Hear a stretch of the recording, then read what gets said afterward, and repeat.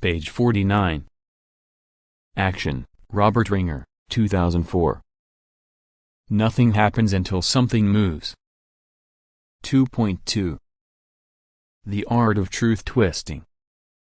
The search for truth as a foundation for taking positive action is made much more difficult by the fact that we are surrounded by people who spend their lives purposely trying to twist the truth to their own advantage. Politicians, for example, are notoriously prolific truth twisters. While they work hard at trying to make the world believe they are acting in the best interests of their constituents, their real purpose in obfuscating the truth is to achieve their own ends. Such lies condition our minds and lead us to false premises, which are cemented into place by those who control the education system. They do so by rewriting history, an art form that has come to be known as revisionist history.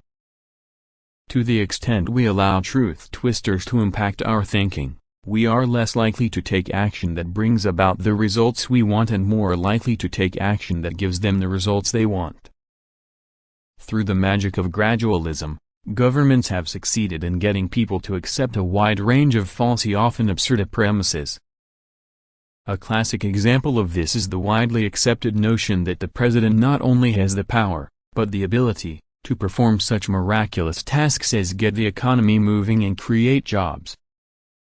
This explains why a majority of people felt it was in their best interest to overlook Bill Clinton's dishonest behavior and not rock the country's financial boat. They truly believed that he was responsible for the healthy economy in the United States. It was a case of ignorance overriding morality, that is, reprehensible behavior be damned, I'm not going to do anything that might help kill the golden goose.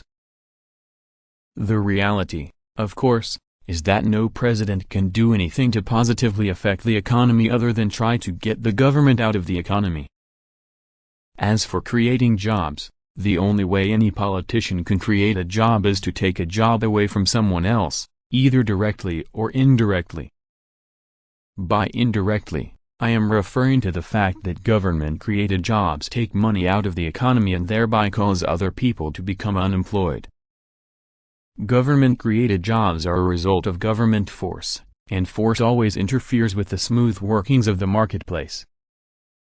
Since all government actions involve force, or, put more delicately, the threat of force, government can move the economy in only one direction, backward. Interestingly, third world countries that are scurrying to get in on the now unstoppable globalization of capitalism understand these realities better than do pampered Western countries. Even the leaders in the Johnny-come-lately former terrorist states such as Libya understand that government is not the solution, but the problem.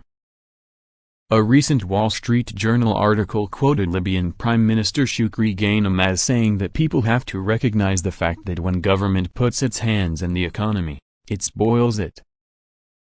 It was a breathtaking statement from a top official of a third world country, considering the fact that most Americans still cling to the illusion that government not only has the moral authority to improve the economy and create jobs, but the wherewithal to do so.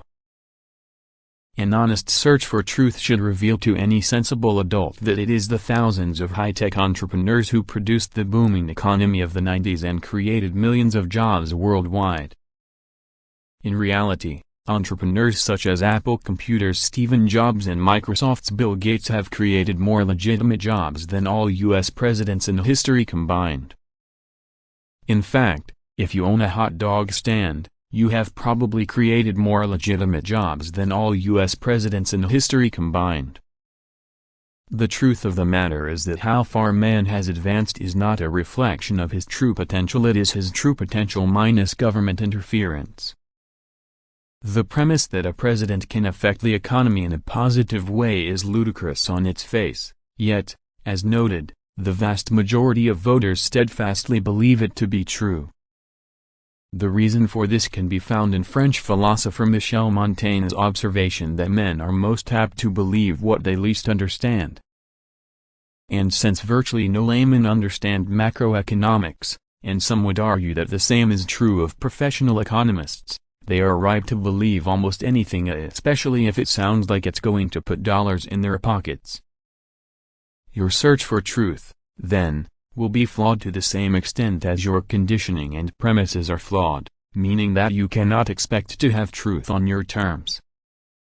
To lay down conditions in advance of searching for truth is the height of frivolity. If you want enlightenment on your terms, you will find only illusion and falsehood.